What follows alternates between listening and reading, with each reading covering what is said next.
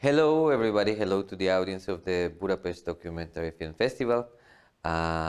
Here we are now with Gabriel Babsi, director of the film Motherlands. Hello, Gabriel. Hello. Hello, everybody. Gabriel is in Milano. Yeah, at the moment, yeah. Yeah, he's at the moment, and he spends also a lot of time in Greece. Yeah. As we saw also in the film. Exactly. I never moved from Greece, actually, since I finished the documentary. Mm-hmm. Okay.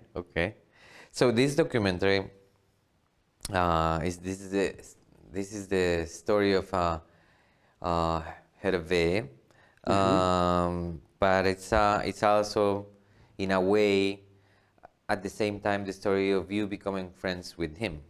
That's the way I see it, because the relationship also is developing throughout the film, and it's very clear from the beginning, right? Yeah, it's nice that you noticed because that was natural for me. It wasn't planned, but then after a while I realized that what I was filming was not only the story of Hervé, but somehow I was filming my alter ego. Hervé, I realized after years, because I filmed his life for 5 years. And after a while, I was wondering, what are you doing? Why are you keep filming his evolution for such a long time? And somehow I find myself reflected in this person. And so, as you said at the beginning, as the story was developing, we became friends because it was not, I haven't chose him like the character of a possible movie, but first of all, I just met a guy, a person. And through the beginning of our friendship, the story began. Actually, he invited me in this trip, and I accepted. Mm-hmm. Yeah. So, tell us a little bit about the first scene of the film. We see him having this rather mysterious phone call with someone who's giving 50,000 euros apparently to this charity fund, and then we started having we started creating ideas in our mind about who is this guy actually, who is Hervé, and then tell us a little bit more about the context of that particular scene. The phone call. Yeah. The phone call was, the film is not really following the passing of time, the chronology. But that particular scene was one of the first scenes I filmed with Hervé. I would love, to be honest, to keep the mystery around this scene. I think everyone can we figure out, what is happening in that particular scene. And as he said in the scene, at the end of the scene, everyone has to survive somehow. That's why I was talking at the beginning that I kind of discovered my alter ego, because I totally understood him. Mm-hmm. It was myself if I was in his situation. Mm-hmm. So, I would love to don't spoiler completely the nature of this goal, but everyone, I think, it can come up to some conclusions about the nature of this goal. I understand what you're saying. Yeah. And then, but then the film focuses on Hervé being I don't know if I can put it as a human trafficker, but he's you know, transporting people from one side of the border to the other one. So I was thinking how.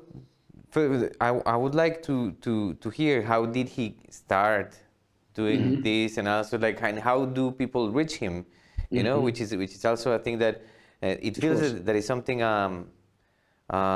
important, because he is also making it clear that he has a way, you know, that there is a way he does things. Yeah. Okay, so in the underworld of migrants, illegal migrants, or irregular, if you don't want to use this illegal word, it's really an underground world with laws and moral laws, I mean, that are completely different, and that has to be completely different. Otherwise, you will not survive, because we act the way we act because we can do it.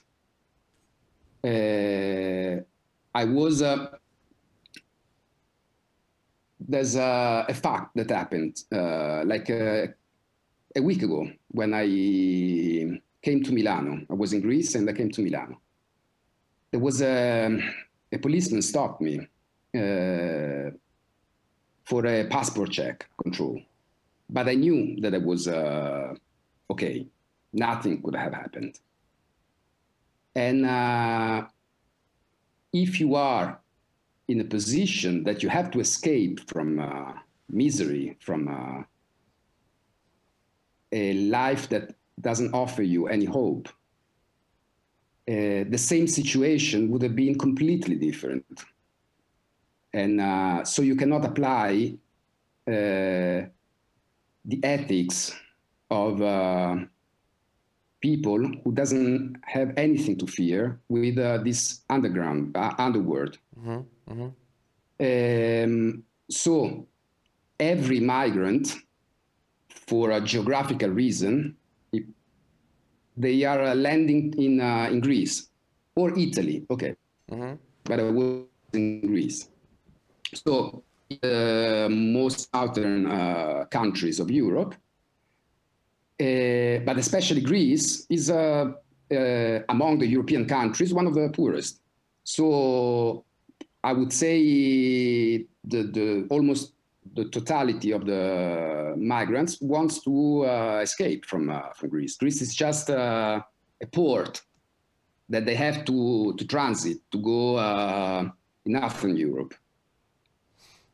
So what do? They cannot wait for legal in a legal way, because legal way is it could take years.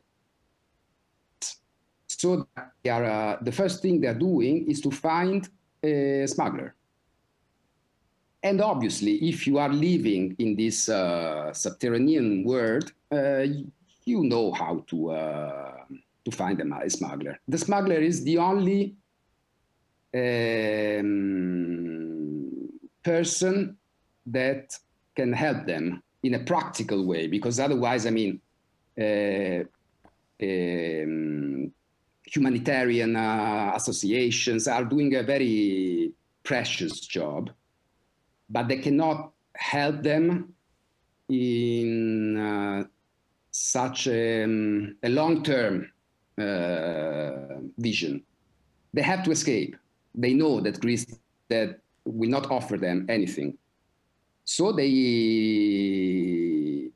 name of Hervé, like a lot of other people, is very well known in this area. And it's very easy, I mean, to reach these people. So they arrive, they start to ask who can help them, and they finally reach a bit. That's all.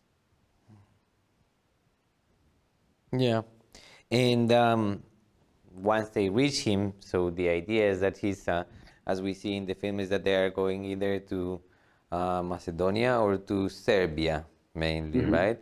And and one of the things one of the things that I keep thinking about was like, how long do these trips take? You know, then all this time, and also the fact of being in charge of so many people, you know, and like how it affects the whole trip. Can you give us a bit more information about it? Of course. So I personally followed the group a couple of times, but once really from the very beginning to the very end, which is from northern Greece to the border with between North Macedonia and Serbia. It depends. I mean, when I was in this very long trip that I have done with them, we were more than 40 people. You can easily imagine what kind of a trek it is. We have to, they have, I cannot say we, because I was just a guest filming the situation. They have to walk for, I would say, roughly 200 kilometers. When I followed them was March in northern Greece, Macedonia, and Serbia. It's horribly cold. They have to hide from everyone, literally everyone, not only the police. Even though they know the Macedonians and Serbs that they're just passing, no up in these two countries. And it can take, it took almost 3 weeks for us, because there were babies. There were 3 babies, 8, 10, and a year. Women were carrying them. I mean, women, everyone, but I mean, there were women that they had to take care of the babies. Yeah. There were 2 relatively old men. The trek is not a long, calm river, no? You have to, there's a lot of problems, a lot of issues, a lot of, we had to hide for almost a day because the police was patrolling the area. I haven't experienced that, but apparently there are a lot of robbers during the trek, because they know that these migrants can have monies, because they are carrying their whole life. So it depends. If the group is small, they can move faster. If the group is big, I mean, Hervé was acting like a military guy. It was a military operation, because they have to go from point A to point B in relatively very small time, because they cannot carry a lot of food. They cannot carry almost anything, actually. Otherwise, they won't get by. And it's, you can imagine, I mean, you can imagine how tragic and desperate is this trip. Yeah. One thing that also called my attention was the fact that you started filming with Hervé before the migration crisis of 2015, right? And then you continued with that.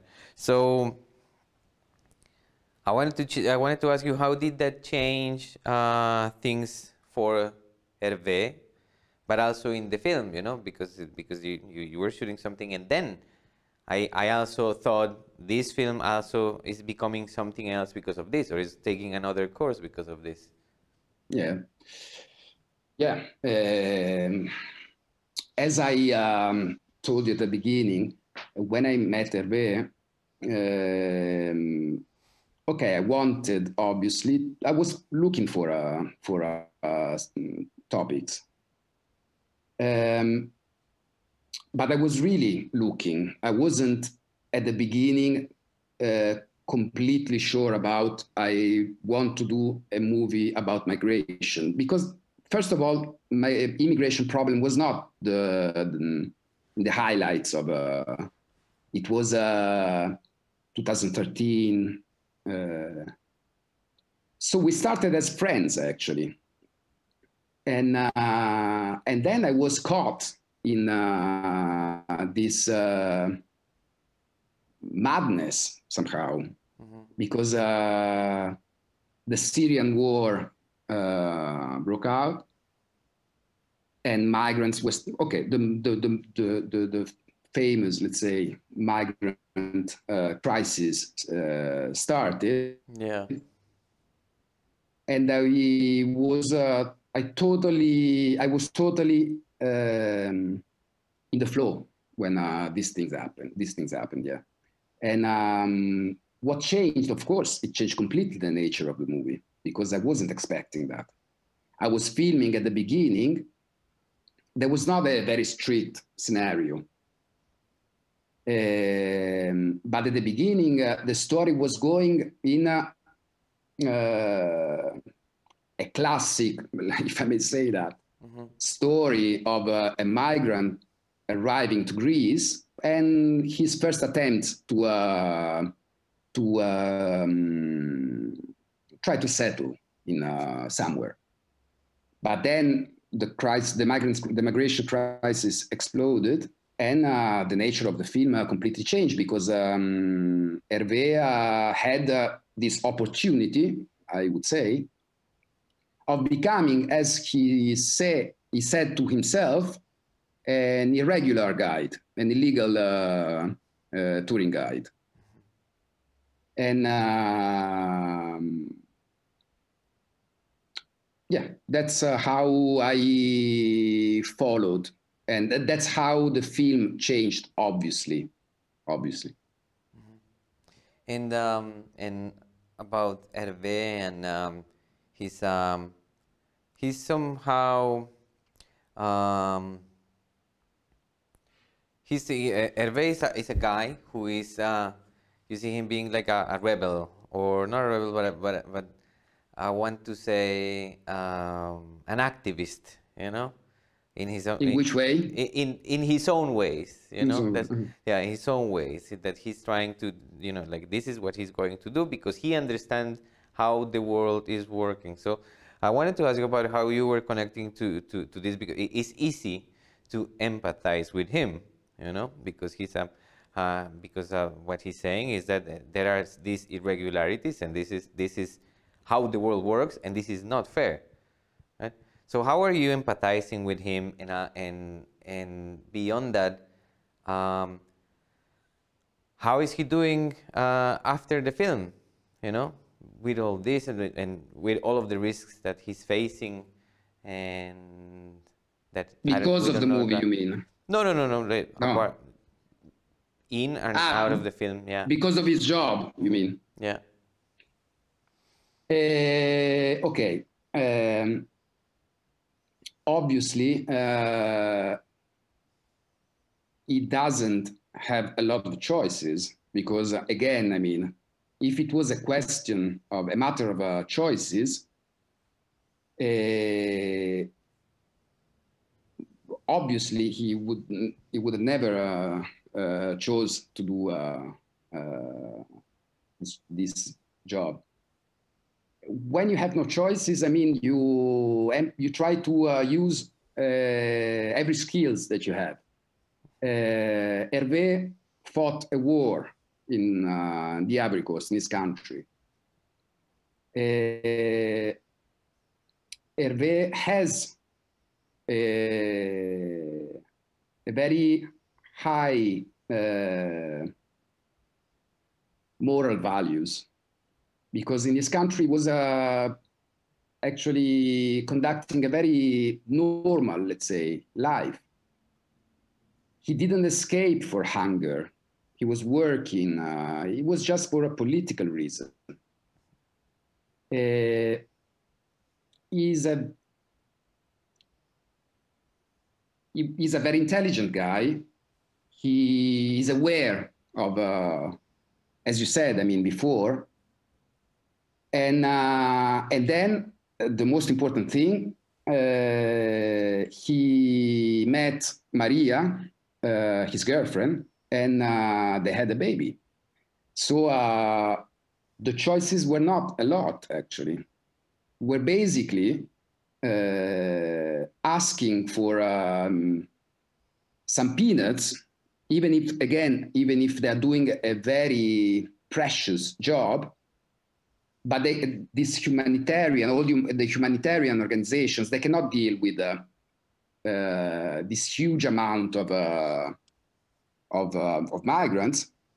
So the options would have been to ask for some food and probably a shelter for his family, because his girlfriend was not working either, or working as a slave, because we have to name things as they are, working as a slave in field to pick up fruits or vegetables, or try to do other things that would have been more risky and completely outlaws. And I mean, he chose this last option. And at the beginning, obviously, I mean, you have to face someone that is doing something that it is considered as out of the laws. So my position was also difficult, because I didn't start to film him when he decided to become a smuggler, like, okay, what a cool thing, no? But then, I mean, I thought a lot about that, and we spoke a lot between us. And then, I mean, what do I have to judge? I mean, who am I? What is my position to judge? I mean, I can choose to, if I don't like a job, I don't have a family myself. If I don't like a job, I just smash the door and find another thing, no? So, I mean, if someone is doing it with their own moral laws, because, again, I mean, what I said at the beginning, in this underground world, you have to adapt to other kind of moral laws. But if you keep a human basis and with moral values adapted to this underground world, I'm not in a position to judge at all, actually. He just took a highly risky way, but he is too proud to accept to become a slave or to ask for peanuts to a humanitarian organization. Again, even if they're doing a very nice job, I mean, but that's the reality he faced. Yeah, but he is in danger constantly. Constantly, of course, constantly, yeah. Because I mean, we were. I haven't, to be honest, experienced these gangs of robbers that apparently are very frequent in the Balkans. but we were stopped by the police. I mean, they were not obviously extremely kind, no? With them, not with me, obviously. They have to hide from everyone, from locals, from Greek police, border police, Macedonian police, Serbian police, Serbian police, Frontex. I mean, there's a plethora of guardians, no? And even between them, among them, I mean, because again, I mean, it's obvious what I'm saying, but it's not a normal track. So there is a huge desperation, despair, yeah, that is even the engine, because I was completely devastated when I reached the end. But these guys, actually, when I reach my end, they continue with other network of smugglers until, I don't know, France, Germany, Sweden, whatever. And for like almost 3 weeks, I was psychologically and physically completely out of order. And their engine, their strength was, in my opinion, their despair. I mean, I have to go there, no matter how. So it's not a problem, actually, if they sleep under the stars, try to hide from everyone, being beaten by the police, being robbed by gangs. That's why probably he accepts, and everyone accept this high risk, because there's no other choice, full stop. Mm-hmm. I have a lot of things to lose. They have nothing to lose. That's the very basic difference.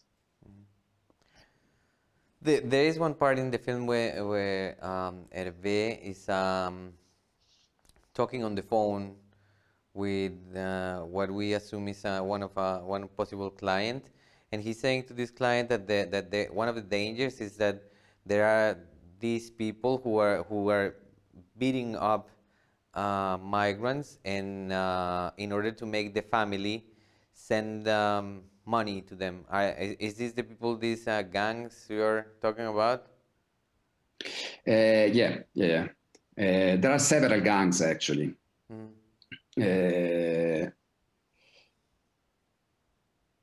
This particular specific part were not the Macedonian or the Balkan gangs, were other smuggler networks.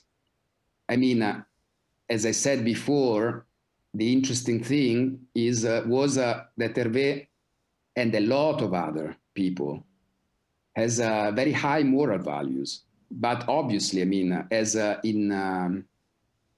it's like our society. It's just an underground society. I mean, you have assholes,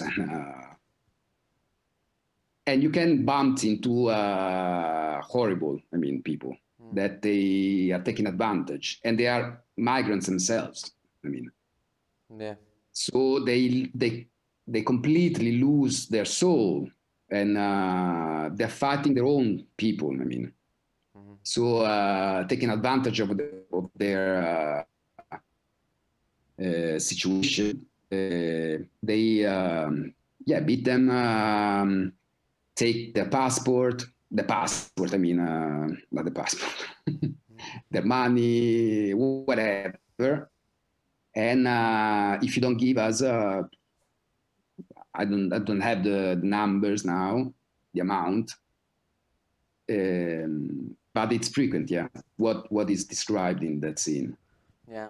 Unfortunately, yeah. You cannot find always people that are working as guides, let's say, because there are a lot of guides.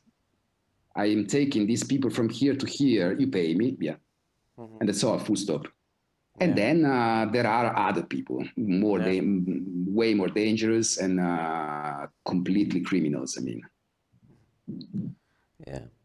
That at the end of the film, Hervé goes to Ivory Coast, and then he's on his way back to Greece. So I wanted to ask you about this, and about how he managed to live and how he manages to go back to Greece.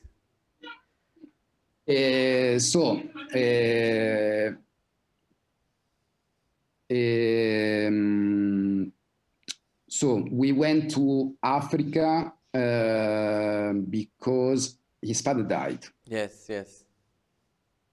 His father died, and okay, his family was an important family in the Ivory Coast, and for his tribe, the fact of not going to the funeral is seen as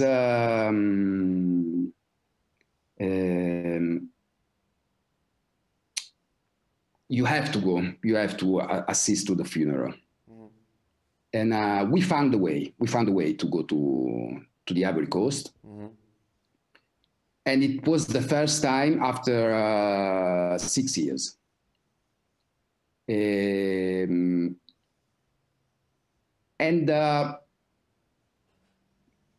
the very strange thing, interesting thing was that even in his horrible conditions, the 6 years were not like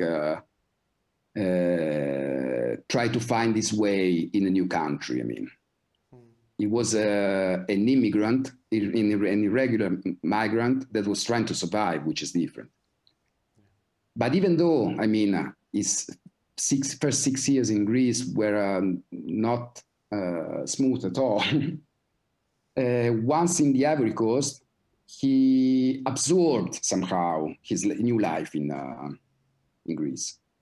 And we actually saw a little part of this Ivorian trip when he started to sing the Greek song from his mobile, and was surreal for me somehow, because in the middle of in the heart of the Ivory Coast, surrounded by palm trees and colors and fruits that was my first time, fruits that I never seen, and the smell of the sand,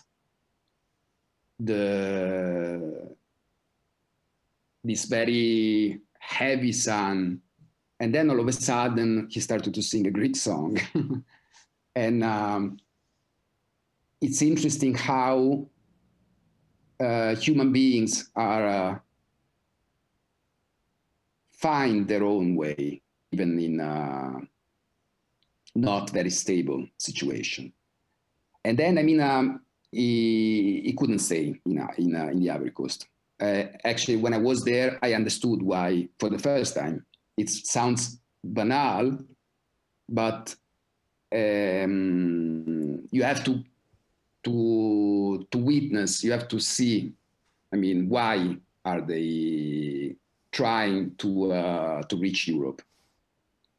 And so he couldn't stay. And again, he found a way to return back to Greece somehow. Yeah. Obviously, we all understand that, again, it's not, and it's never a normal trip for them. Yeah. Yeah. And it's the second time in this case, so yeah. Yeah, exactly. Okay, Gabriel, thank you very much for having this conversation with us. Thank you for sharing all this information, for sharing your film, for sharing Hervé's life with us, and I hope that you are in contact still, and Yeah. And I had a call 2 days ago, actually. Yeah. And so, thank you very much for giving us the opportunity to watch your film. And let's hope that we can see more of your work in the future, and hopefully also in person here in Budapest. Thank you, and have a good night. You too, Gabriel. Bye-bye. Bye-bye. Thank you to everybody who was part of this conversation with Gabriel Babsi, director of Motherlands, part of the Hungarian selection of the festival. Remember that after the film's premiere, you can watch it anytime during the whole duration of the festival until the 10th of March. And the same with this conversation that we had, that we can watch it so anytime after the premiere of the film. Thank you very much for being with us, and goodbye.